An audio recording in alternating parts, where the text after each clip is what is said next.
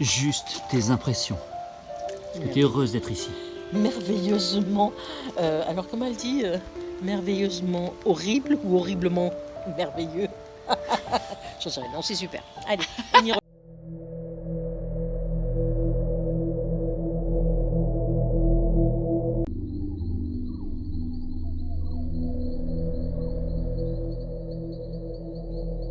Je prie, voilà. Je prie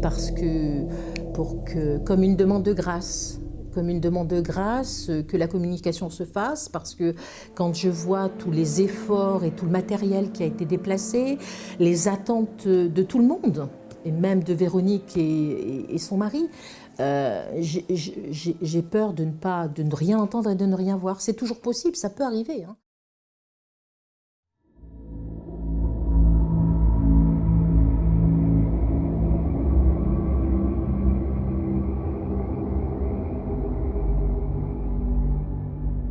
Filmez-moi.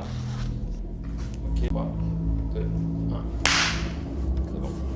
Étage, nous ajoutons une difficulté de taille à Joël. Nous lui bandons les yeux. De cette façon, impossible pour elle d'être influencée par ce qu'elle voit, impossible de savoir où elle se trouve, les chambres n'étant pas nommées par les membres de l'équipe au cours de l'exploration. J'ai pas vraiment de réaction pour l'instant. Pas vraiment de réaction. La réaction se fait en moi quand je sens on commence à monter l'escalier, un escalier. Je dis pas l'escalier, je dis un escalier. Et là, j'ai le vertige. Je ne vois rien. Je glisse, je laisse glisser mes pieds, je laisse buter mes pieds sur chaque marche. Ça me rassure parce que je sais que là au moins je maîtrise ça. Je suis comme quand je suis en consultation ou quand je suis dans l'espace.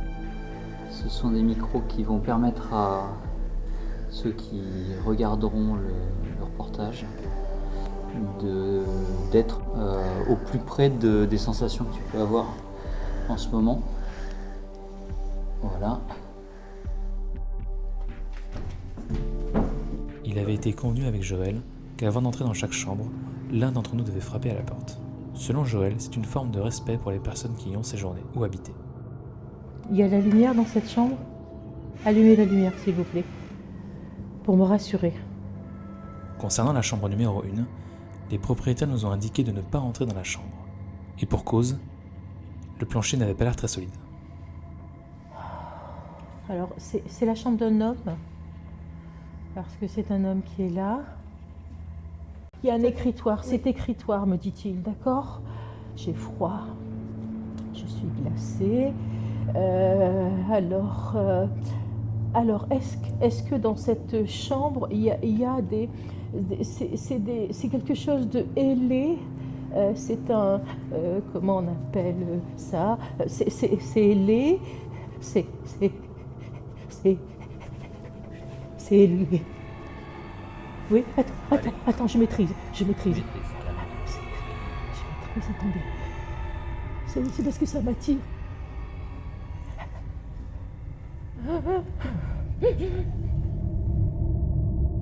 Alors je dois dire qu'effectivement, là, ça m'a pas perturbée parce que c'est l'ordinaire de ce que je vis. Mon corps tombe et en même temps, je m'entends dire que c'est ailé, je parle d'elle.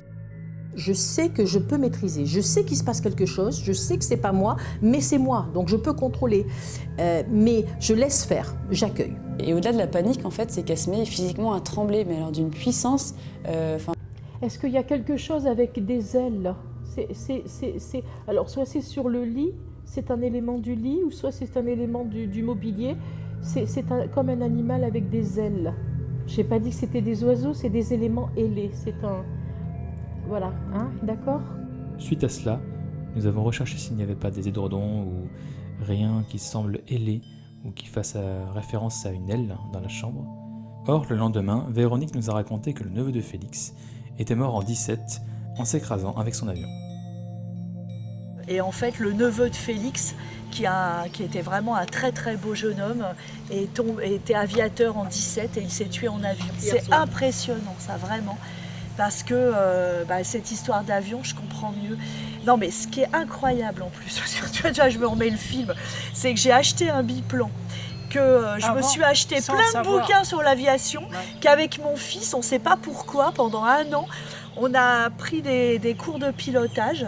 Et c'est marrant, j'étais fascinée par cette période. Et en fait, c'est marrant parce que Félix, un jour, j'avais dit à Enguerrand, si on a des reconstitutions à faire, tu feras Félix. On avait un vrai lien comme ça qui s'était créé avec Félix et l'aviation.